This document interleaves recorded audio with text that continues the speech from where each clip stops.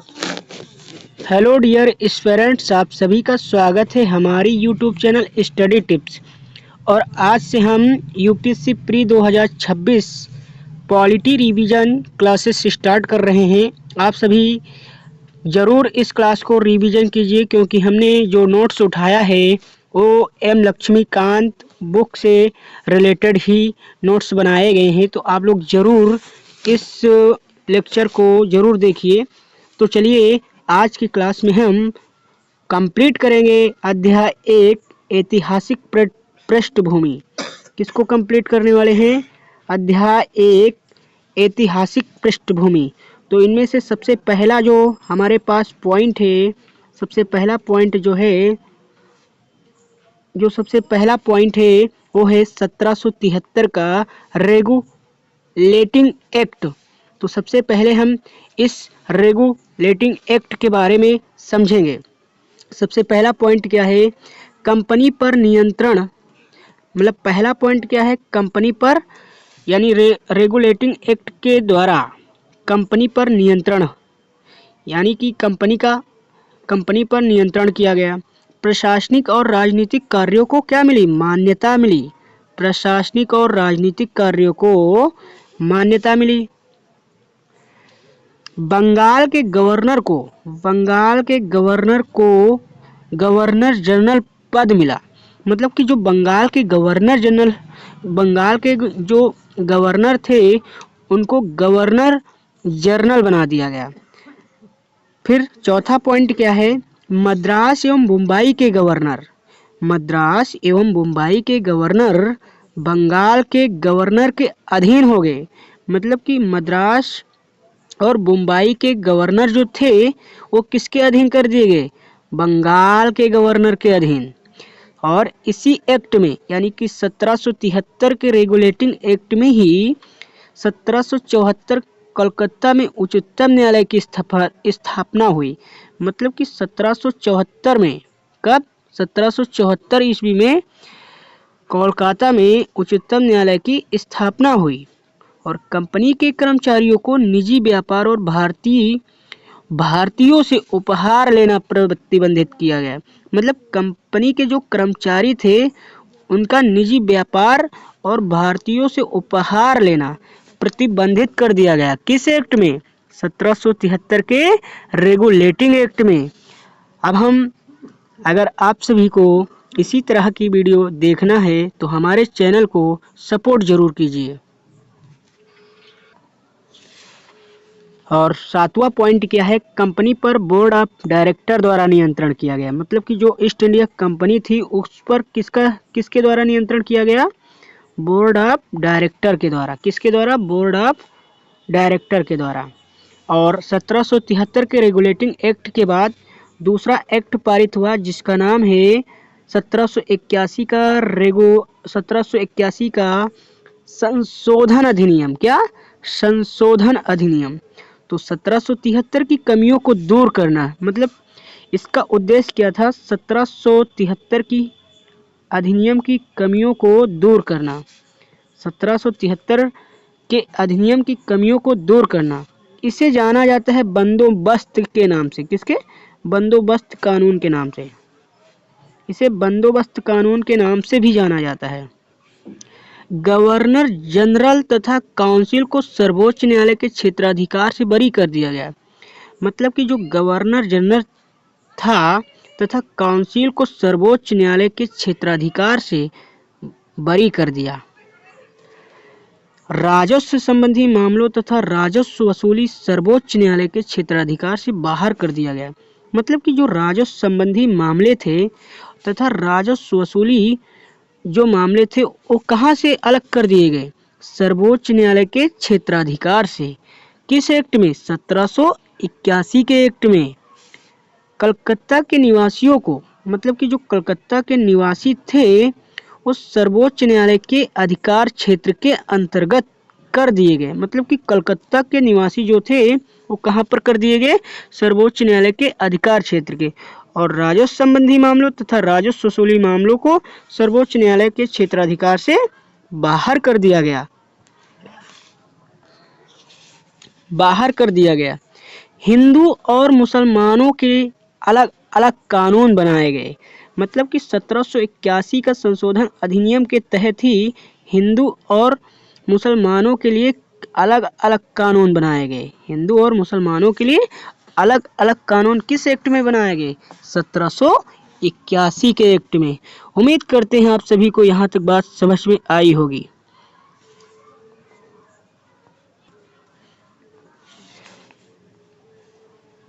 और इसके बाद हमारा एक्ट आ जाएगा 1784। कौन सा एक्ट आएगा? 1784, यानी कि पिट्स इंडिया एक्ट, जिसको 1784 के एक्ट को क्या कहते हैं?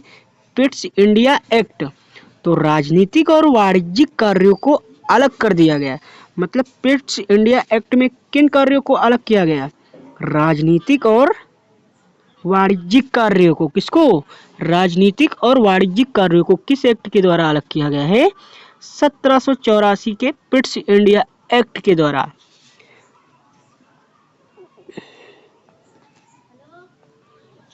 और 1784 के पिट्स इंडिया के द्वारा ही निदेशक मंडल के अंतर्गत 1784 के पिट्स इंडिया एक्ट के अंतर्गत व्यापारिक मामले कर दिए गए। किसके अंतर्गत?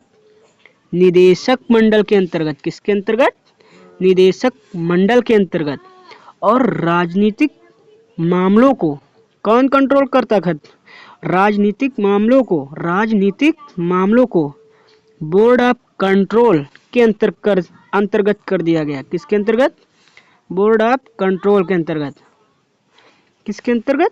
बोर्ड ऑफ कंट्रोल के अंतर्गत। और यहाँ से क्या द्वैध शासन व्यवस्था प्रारंभ हुई है? क्या?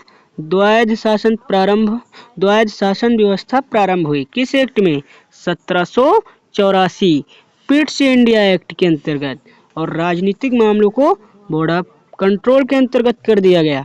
निदेशक मंडल के अंतर्गत व्यापारिक मामले कर दिए गए। अब हम बात करेंगे 1786 का अधिनियम। 1786 का अधिनियम। 1786 का अधिनियम। तो 1786 के अधिनियम में इस टाइम पीरियड में गवर्नर जो थे कौन थे? Lord Cornwallis. गवर्नर कौन थे? Lord Cornwallis. यानी कि गवर्नर कौन थे? लॉर्ड कॉर्नवालिस थे। लॉर्ड कॉर्नवालिस की दो मांग, ना मानने का अधिकार और कमांडर इन चीफ का पद दिया जाए। मतलब लॉर्ड कॉर्नवालिस की दो मांग, ना मानने के अधिकार। कौन सा? पहला कौन मांग था? ना मानने के अधिकार। और दूसरा कौन था? कमांडर इन चीफ का पद दिया जाए। हमने अभी तक 4 एक्टों के बारे में पढ़ लिया है। सबसे पहले क्या पढ़ा है? 1773 का रेगुलेटिंग एक्ट, 1781 का बंदोबस्त कानून, 1784 का पिट्स इंडिया एक्ट और 1786 का अधिनियम, यानी जिस टाइम पीरियड में लॉर्ड कॉर्नवालिस गवर्नर थे। अब हम बात करेंगे 1793 का चार्टर कानून। 1793 का चार्टर कानून। कॉर्नवालिस की मांग को पूरा किया गया है। मतलब इस अधिनियम में जो कॉर्नवालिस की दो मांग थी, मतलब ना मानने का अधिकार और कमांडर इन चीफ का पद, तो लॉर्ड कॉर्नवालिस की मांग को पूरा किया गया। और नियंत्रणकारी शक्ति प्रदान की गई। यानी नियंत्रणकारी शक्ति प्रदान की गई। व्यापार को अगले 20 वर्ष के लिए, यानी कंपनी का जो व्यापार था अगले 20 वर्ष के लिए बढ़ा दिया गया। कमांडर इन चीफ के गवर्नर जनरल काउंसिल के सदस्य होने की अनिवार्यता समाप्त कर दी गई। मतलब कि कमांडर इन चीफ के गवर्नर जो थे, कमांडर इन चीफ के गवर्नर जनरल काउंसिल के सदस्य होने की अनिवार्यता समाप्त कर दिया। ओके। बोर्ड ऑफ नियंत्रण। बोर्ड ऑफ नियंत्रण।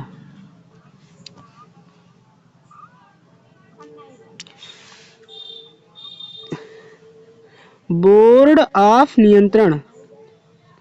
सबसे पहले इसको रिपोर्ट कर लेते हैं। कॉर्नवालिस की मांग को पूरा किया गया और नियंत्रणकारी शक्ति प्रदान की गई। व्यापार को अगले 20 वर्ष बढ़ा दिया गया। कमांडर इन चीफ के गवर्नर जनरल काउंसिल के सदस्य होने की अनिवार्यता समाप्त कर दी गई। बोर्ड ऑफ नियंत्रण के सदस्यों और कर्मचारियों को भुगतान भारतीय राजस्व से किया गया। मतलब कि जो बोर्ड ऑफ नियंत्रण के सदस्य थे, बोर्ड ऑफ नियंत्रण के जो सदस्य थे और कर्मचारी थे, उनका भुगतान कहाँ से किया जाता था? भुगतान भारतीय राजस्व से किया जाता था। कहाँ से? भारतीय राजस्व से किया जाता था। कहाँ से? भारतीय राजस्व से किया जाता था। उम्मीद करते हैं आप सभी को यहाँ तक बात समझ में आई होगी। मतलब कि बोर्ड ऑफ नियंत्रण के सदस्यों और कर्मचारियों को भुगतान कहाँ से किया जाता था? भारतीय राजस्व से। और एक किसमें डिस्कस है? ये डिस्कस है 1793 का चार्टर कानून के अंतर्गत। अब हम बात करेंगे चार्टर कानून 1813। अब हम बात करेंगे चार्टर कानून 1813।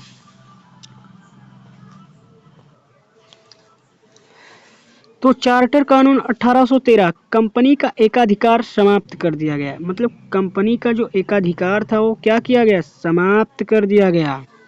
मतलब कंपनी का एकाधिकार समाप्त कर दिया गया। लेकिन चाय और चीन के साथ व्यापार करने का एकाधिकार बचा था। मतलब कि कंपनी के सारे एकाधिकार समाप्त कर दिए। जो ब्रिटिश ईस्ट इंडिया कंपनी थी उसके सारे एकाधिकार समाप्त कर दिए गए, लेकिन 2 एकाधिकार रखे, चाय और चीन के साथ व्यापार करने का एकाधिकार। ईसाई मिशनरियों को भारत आकर ब्रिटिश को प्रबुद्ध करे। मतलब इसमें क्या किया गया? ईसाई मिशनरी जो थे वो भारत आकर ब्रिटिश को प्रबुद्ध करे। क्या करे? प्रबुद्ध करे। और स्थानीय सरकारों पर कर लागू किया गया। मतलब जो वहाँ की यानी जो भारत की स्थानीय सरकार थी उस पर क्या किया गया? कर लागू कर दिया गया। किस एक्ट के तहत? 1813 के तहत। अब हम बात करेंगे महत्वपूर्ण अधिनियम 1833 चार्टर अधिनियम। क्या बात करेंगे? 1833 का चार्टर अधिनियम। तो चलते हैं देखते हैं 1833 का चार्टर अधिनियम। उम्मीद करते हैं आप सभी को हमारी ये वीडियो जरूर पसंद आ रही होगी।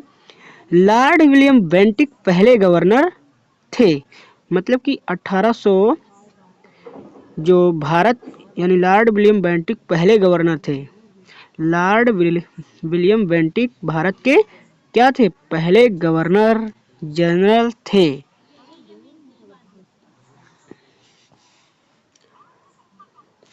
मद्रास और बम्बई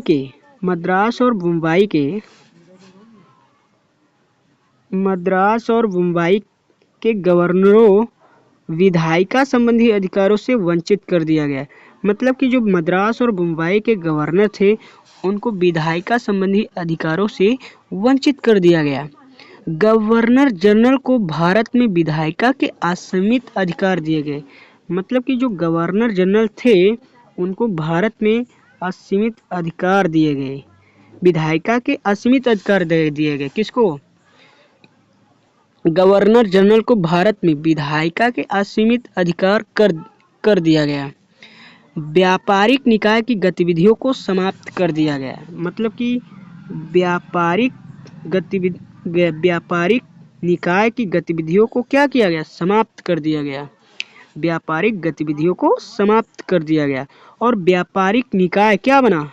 व्यापारिक निकाय बन गया प्रशासनिक निकाय। ये किस एक्ट की बात चल रही है? 1833। और सिविल सेवा का प्रारंभ करने का प्रयास, लेकिन इसका विरोध बोर्ड ऑफ डायरेक्टर ने किया। मतलब सिविल सेवा प्रारंभ करने का प्रयास किया गया। मतलब सिविल सेवा का प्रारंभ करने का प्रयास किया गया, लेकिन इसका विरोध करने वाले कौन थे? बोर्ड ऑफ डायरेक्टर के सदस्य ने।